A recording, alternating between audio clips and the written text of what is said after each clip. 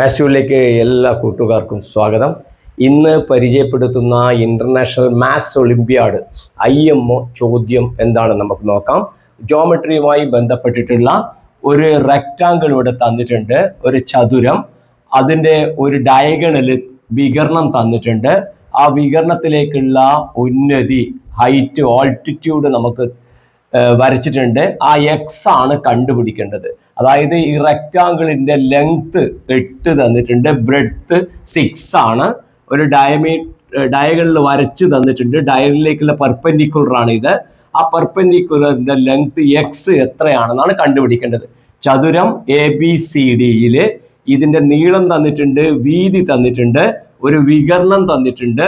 വികരണത്തിലേക്കുള്ള ഉന്നതി, ഉയരം എത്ര എന്നുള്ളത്, ലംബം എത്രയാണെന്നുള്ളതാണ് കണ്ടുപിടിക്കേണ്ടത്. ഓക്കെ, ചിത്രത്തിൽ അവിടെ വിശദമായി ചിത്രം കാണുന്നുണ്ട് നിങ്ങൾക്ക്.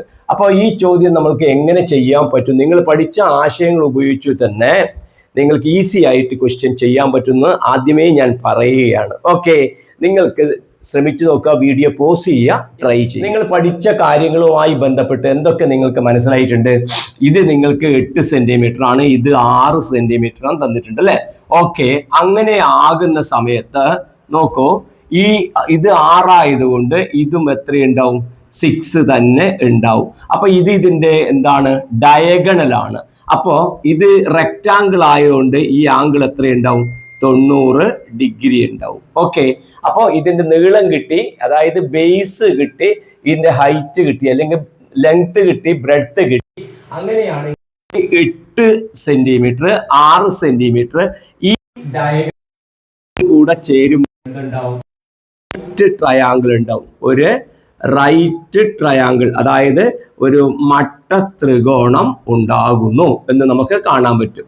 ആ റൈറ്റ് ട്രയാങ്കിൾ എന്ന് പറയുമ്പോൾ നമ്മളെ സംബന്ധിച്ചിടത്തോളം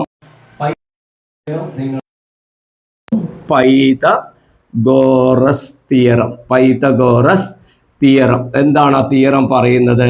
അതായത് മലയാളത്തിൽ പറഞ്ഞാൽ പൈതഗോറസ് സിദ്ധാന്തം. നമ്മൾ ചെറിയ ക്ലാസ്സുകളിൽ പഠിച്ചിട്ടുണ്ട്. പൈതഗോറസ് സിദ്ധാന്തം പറയുന്നത് എന്താണ്? ഒരു റൈറ്റ് ട്രയാങ്കിളിന്റെ ബേസ് സ്ക്വയറും ഓൾട്ടിറ്റ്യൂഡ് സ്ക്വയറും ആഡ് ചെയ്താൽ നമുക്ക് ഹൈപ്പോട്ടിന്യൂസിന്റെ സ്ക്വയർ കിട്ടും. അപ്പൊ ഇവിടെ ബേസ് DC ആണ്, ഓൾട്ടിറ്റ്യൂഡ് BC ആണ്, ഡയഗണൽ ആണ് ഹൈപ്പോട്ടിന്യൂസ് ആയിട്ട് വരിക. അതായത് ഇതിന്റെ ഈ മട്ടത്രികോണത്തില് ഇത് പാദമാണ്, ഇത് ഉയരമാണ്, ഇതെന്താണ്? അതിന്റെ കർണമായിട്ടാണ് വരിക. അപ്പൊ നമ്മൾക്ക് ഇവിടെ അറിയുന്ന കാര്യം എന്താണ്? അറിയുന്ന കാര്യം ഹൈപ്പോട്ന്യൂസ് സ്ക്വയർ എന്ന് പറയുന്നത്, അതായത് DB സ്ക്വയർ എന്ന് പറയുന്നത് ബേസ് സ്ക്വയർ, അതായത് 8 സ്ക്വയർ അല്ലെങ്കിൽ DC സ്ക്വയറും അതേപോലെ CB സ്ക്വയറും കൂടെ തമ്മിൽ കൂട്ടുന്നതാണ്. DC സ്ക്വയർ നമുക്ക് എത്ര നീളം? DC 8 തന്നുകൊണ്ട് നമുക്ക് 8 സ്ക്വയർ. CB നമുക്ക് 6 എന്ന് കിട്ടി, കാരണം ഇതാണ് 6 തന്നത്. ഇപ്പോൾ എന്താ പറയുക, റെക്റ്റാങ്കിൾ ആയതുകൊണ്ട് ഇത് തന്നെ ബ്രെഡ്ത്ത് ഈക്വൽ ആയിരിക്കും. അതുകൊണ്ട് ഇതും എത്രയായിരിക്കും? 6 ആയിരിക്കും. അതിന് 6 സ്ക്വയർ എന്ന് എഴുതാം. 8 സ്ക്വയർ നമുക്കറിയാം 64 ആണ്. 8 × 8 ആണ്.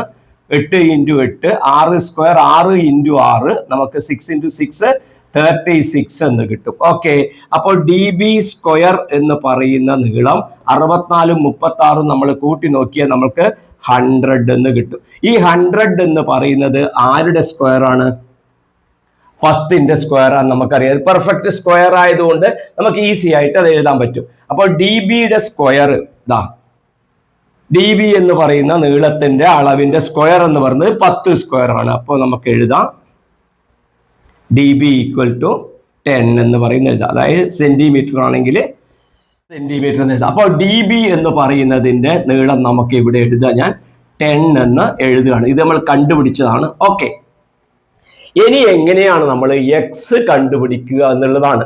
അപ്പോൾ ഈ ട്രയാങ്കിളിനെ സംബന്ധിച്ചിടത്തോളം, ത്രികോണത്തെ സംബന്ധിച്ചിടത്തോളം എക്സ് എന്ന് പറയുന്നത് ഈ സൈഡിന്റെ പെർപെൻഡിക്കുലർ ആണ്, അല്ലെങ്കിൽ ത്രികോണത്തിന്റെ ഉന്നതി, ഹൈറ്റ് ആണെന്ന്, ട്രയാങ്കിളിന്റെ ഹൈറ്റ് ആണെന്ന് കാണാൻ പറ്റും. ഓക്കെ, അപ്പോ നമുക്ക് ഈ ട്രയാങ്കിളിന്റെ ഹൈറ്റ്, അപ്പോൾ ഒരു ബേസും ട്രയാങ്കിളിന്റെ ഈ ഓൾട്ടിറ്റ്യൂഡ് ഹൈറ്റും തമ്മിൽ റിലേഷൻ നമുക്കറിയാം. ട്രയാങ്കിളിന്റെ ഏരിയയാണ്. ഓക്കെ, ഈ ട്രയാങ്കിളിന്റെ ഏരിയ, ഈ മുകളിലത്തെ ട്രയാങ്കിളിന്റെ ഏരിയ, അത് പരപ്പളവ്, അത് എത്ര കിട്ടും നിങ്ങൾക്ക് പറയാൻ പറ്റുമോ?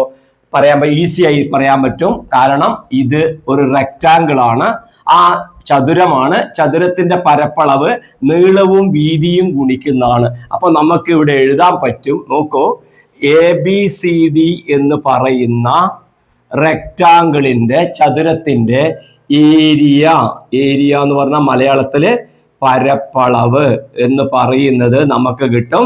എന്തൊക്കെ ഗുണിക്കുന്നതാണ്?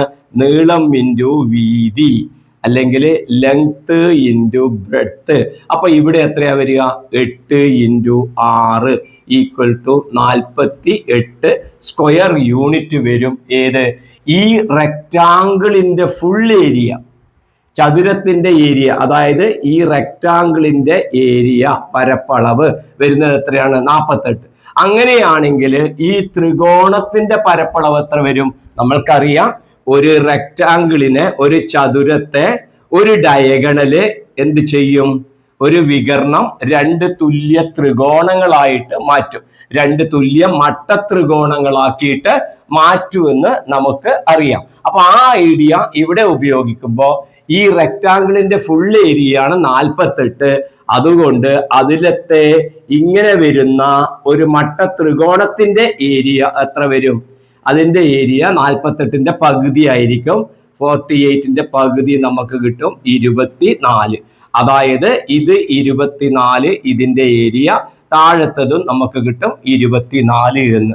നമുക്ക് ഇവിടെ ആവശ്യം ഈ മുകളിലത്തെ റെക്റ്റാങ്കിൾ ആണ്, മുകളിലത്തെ ട്രയാങ്കിൾ ആണ് നമ്മൾക്ക് ഇവിടെ ആവശ്യം, മുകളിലത്തെ ട്രയാങ്കിൾ. അപ്പൊ മുകളിലത്തെ ഈ ട്രയാങ്കിളിന്റെ പരപ്പളവ് നമ്മൾക്ക് കിട്ടി 24, താഴത്തതിന്റെയും 24 ആയിരിക്കും. അങ്ങനെയാണ് എങ്കിൽ ഈ ത്രികോണത്തിന്റെ പരപ്പളവ് എങ്ങനെ നമുക്ക് കിട്ടും?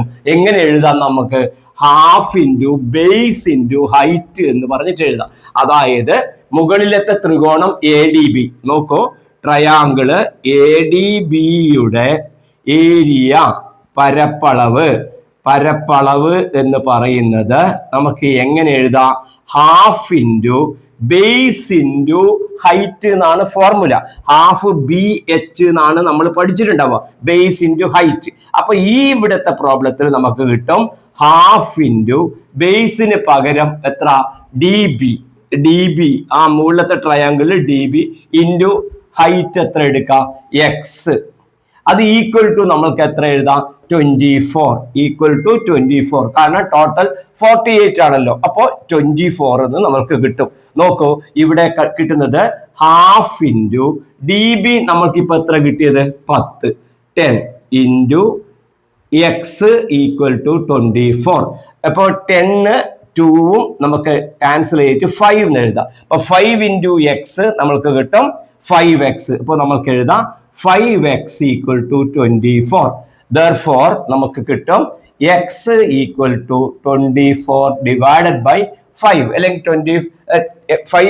5 ഇൻറ്റു X ആണ് 24. X ഈക്വൽ ടു 24നെ 5 കൊണ്ട് ഡിവൈഡ് ചെയ്താൽ മതി. അപ്പോൾ നമ്മൾക്ക് 24നെ 5 കൊണ്ട് ഡിവൈഡ് ചെയ്യുക. 2 ഇല്ല, 24ൽ 4 5 20, ബാലൻസ് നമുക്ക് 4 കിട്ടും. നമ്പർ ഇല്ല, ഡെസിമൽ ഇട്ടു. 40ൽ 5 8 5 40. കറക്റ്റ്, കൃത്യമായിട്ടുള്ള ഒരു ആൻസർ നമുക്ക് കിട്ടി. Equal to 4.8. അത് ഹൈറ്റ് ആയതുകൊണ്ട് അതെന്തായിരിക്കും? അളവ് സെന്റിമീറ്റർ ആയിരിക്കും. കാരണം ഇത് സെന്റിമീറ്റർ, ഇവയെല്ലാം സെന്റിമീറ്ററിലാണെങ്കിൽ എന്തായിരിക്കും? ഈ പറഞ്ഞിരിക്കുന്ന X എന്ന് പറയുന്ന നീളം നമുക്ക് കിട്ടി 4.8 സെന്റിമീറ്റർ എന്ന് പറയുന്ന ഐഡിയ കിട്ടി. ഈ പ്രോബ്ലം നിങ്ങൾക്ക് ചെയ്യാൻ പറ്റുന്നതാണ്. ഇത് ഇഷ്ടമായിട്ടുണ്ടെങ്കിൽ ലൈക്ക് ചെയ്യാനും ഷെയർ ചെയ്യാനും മടി കാണിക്കരുത്. സബ്സ്ക്രൈബ് ചെയ്യാത്തവരുണ്ടെങ്കിൽ ഈ ചാനൽ സബ്സ്ക്രൈബ് ചെയ്യുക. കാരണം ഇന്റർനാഷണൽ മാത്സ് ഒളിമ്പ്യാഡിന്റെ ധാരാളം ക്വസ്റ്റ്യൻസ് മാത്സ്യൂള് അപ്ലോഡ് ചെയ്തിട്ടുണ്ട്. ഈ പ്രോബ്ലത്തിന് ബ്രീഫായി പറയുമ്പോൾ നമ്മൾ അറിയേണ്ടത് ഇത്രയാണ്: ഒരു റെക്റ്റാങ്കിള്, ആ റെക്റ്റാങ്കിളിന്റെ ലെങ്ത് ഉണ്ട്, ബ്രെഡ്ത്ത് ഉണ്ട്. അപ്പൊ ടോട്ടൽ ഏരിയ കിട്ടും. ടോട്ടൽ ഏരിയ കിട്ടിക്കഴിഞ്ഞാൽ അതിൽ 2 റൈറ്റ് ട്രയാങ്കിള് നമ്മൾക്ക് 50-50 ആക്കി മാറ്റും ഈ ഡയഗണലില്. അപ്പോൾ ഇതിന്റെ ടോട്ടൽ ഏരിയയുടെ ഹാഫ് ആണ് ഇതിന്റെ ഏരിയ വരല്.